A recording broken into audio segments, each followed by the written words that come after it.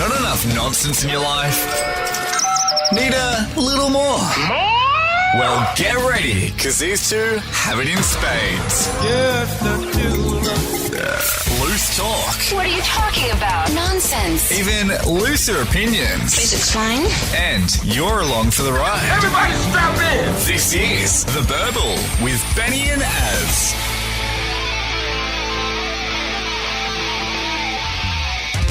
And welcome along to The Burble, another episode. Thank you very much for joining us. My name is Benny. My name is Az. And we're available on Apple iTunes. You can also listen through our website. There's a dedicated player there at theburble.com.au. We are also available on iHeartRadio. This podcast is all about pretty much nonsense. Now, listen, we have a look at the news, and if we think that there's not quite enough nonsense in said news article, then we are going to take said fruit, like picking an apple from the tree. We'll extract the juice, we'll concentrate it, and then you'll find, oh yeah, there is nonsense in that. Download the dumb shit into your head weekly. Into your ears. Into your ears. Now, coming up on this podcast, Az, because a lot of things that have happened that we need to talk about. Of course, the speed round is going to be coming up. But there's one story in particular where a man is now actually saying to Woolworths, you need to pay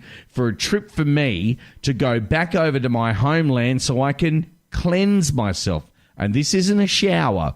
I'm not talking about that because, let's face it, you're not getting clean if you have a wash in the Ganges. Okay? No, you're not. No. Also, as well, a mum is so angry. She is so angry at porn on the internet that she's decided a rather unique way to teach her children about sexual relations. Ooh, that could be interesting. You don't want to miss out on this. Plus, there's a detective as well in the police force who's accused of repeatedly using one of the worst words that you can use in the world. Repeatedly has now been sacked. What, Manly Football Club? Probably. Yes. That could be part of it as well.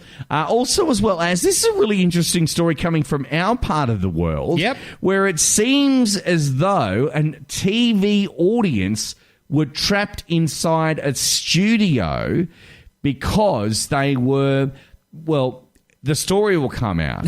And this is a major TV show as well. This is a huge TV show that we're going to talk about. Plus, as well as, listen, this is something coming from our very, very first podcast that we delved into to discuss, okay? It's a supermarket and some things you can get when you spend over a certain amount of money. This thing's now gone crazy. Oh, they're back. Super crazy. It's all coming up on The Burble.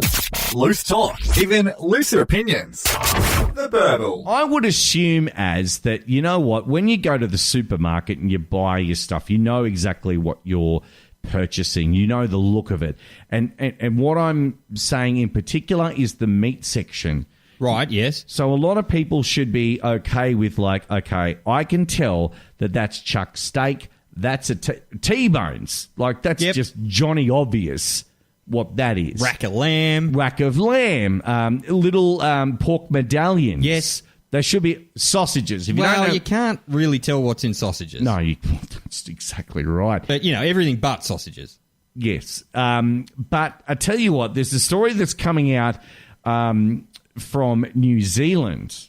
Now, this is from New Zealand, not Australia, but New Zealand. And Woolworths are over in New Zealand. A Hindu man has eaten beef that was labelled as lamb, has now gone to Woolworths and says he wants Woolworths to pay for him to return home to India for purification. Ooh, that's a whoops. It is a whoops. But how do you mistake beef for lamb? Well, he said it was mislabeled. Now, obviously, he doesn't understand maybe what it looks like and all that kind of thing. Because, let's face it, I'm not a butcher.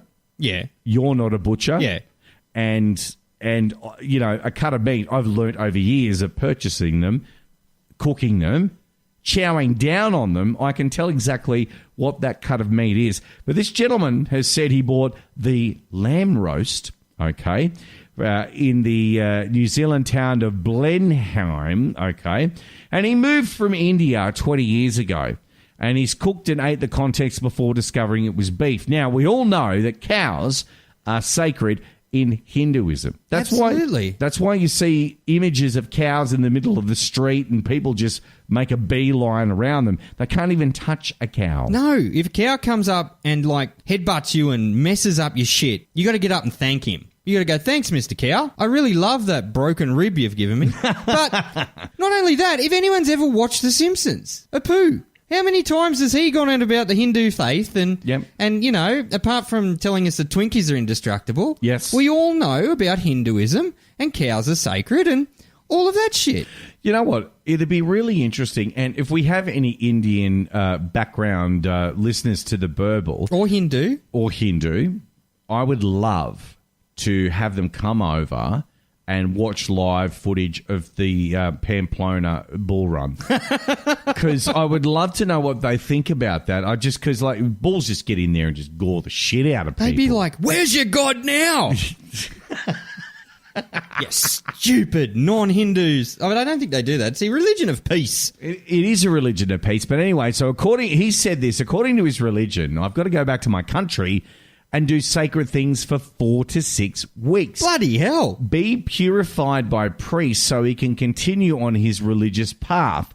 He has told this. This is what he said.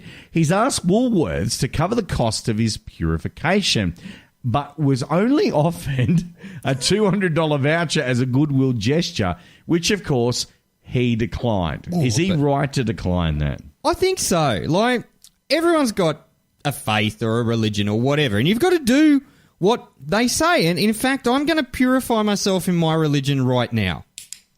Okay? But no, I don't think $200 is enough. That'd be like them going, look, here's a side of beef. Have a barbie. Invite your mates around.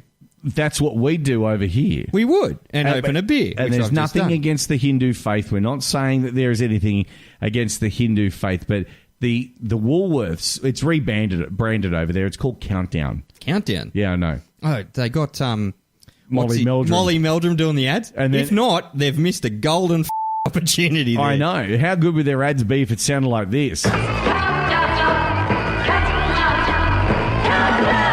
I reckon it'd be great, and you'd have stone people dancing in the front row whenever time the Uncanny X. Come a long way from last week. Oh, yeah. Give it a listen. There you go. There's the cows, and do yourself a favour. Great album, predicting that to be top 5 hit. Yeah, who? Right now, Gavin's got national top 10. Yeah, countdown.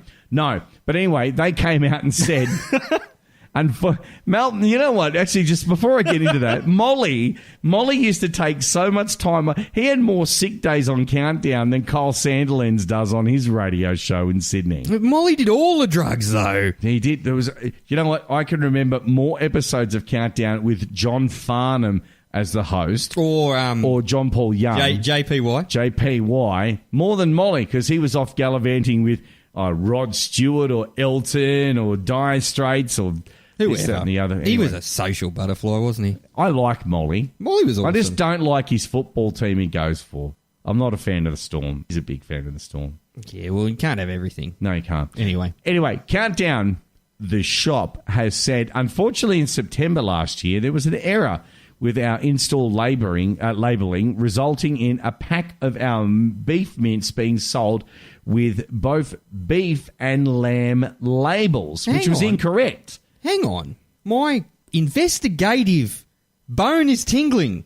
Could you just do the fly back up, please? I don't want to see your investigation. Sure you don't want to investigate? No, all right. No, anyway, mate. Moving on. At the top of this story, we were told it was a beef roast.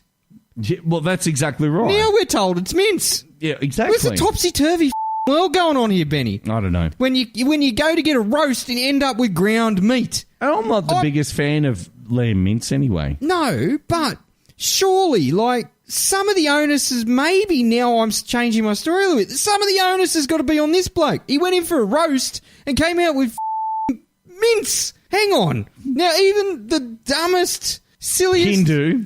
No, I'm not going to say that. Person, like, that doesn't meet or whatever knows the difference between a friggin' roast and some mince. You can't put a roast in a pan, pour some tomato and some garlic on it, and slap it on a bed of spaghetti and call it friggin' bolognese. What if it was a meatloaf? If he was using the mince to make meatloaf? But that would imply... Because Hinduism is all about love, so he'd do anything for love, but he won't do that. I got nothing for that. And that came at me like a bat out of hell, Benny. wait, It really did. No, this is now where I need to pass blame. The world, you, listener, you made that song number one. You're to blame. You had some sort of like, geez, and all the stuff that happened in the 80s. Let's look at big hits like Aha's Take On Me or Drive by the Cars, all the Michael Jackson stuff. No, in the early 90s, you decided Meatloaf needs to go back to number one. I need you just put your headphones in, your phone, go and find the mirror. It's on the wall, bathroom, bedroom, I don't care. I need you to be listening to my words right now and just think about this. Ready? Stare at yourself in the eyes. Hard. Stare at yourself in the eyes. And you need to admit that you let that happen. Bat Out of Hell 2 was an abomination of music. It really was. It wasn't his finest work. No, I just want to know, and I've raised this question many times, many drunken nights, camping trips, all that kind of stuff. I'm going to say it again, officially here on the podcast. Right. I would do anything for love, but I won't do that. I want to know what that is. I want to know what the woman's pointing to. I want to know what she's pointing to. Possibly sacred cow, maybe. Maybe. I just don't know what she's pointing at. That's all. Possibly pointing at maybe. Ooh, trusted source. This is The Burble with Benny and Az. Speaking of Meatloaf's career, Benny. Yeah. A California... Oh, is this a toilet story? Please be a toilet story. Anyway, speaking of things that are dying, a California man's family is upset after his diagnosis of his life-threatening illness was delivered to him by a robot. With the doctor controlling the robot. Are you serious? Oh, I'm deadly serious. Have they got robots that can scoot around? Haven't you seen them? No. It's like... Is it like Domino's Drew that delivers pizza? Oh, I haven't seen that. Yeah. Anyway, it's like Which, this... by the way, looks like a toilet. Does. It looks matches their pizza. Open the lid and just take a shit, send it back to the store.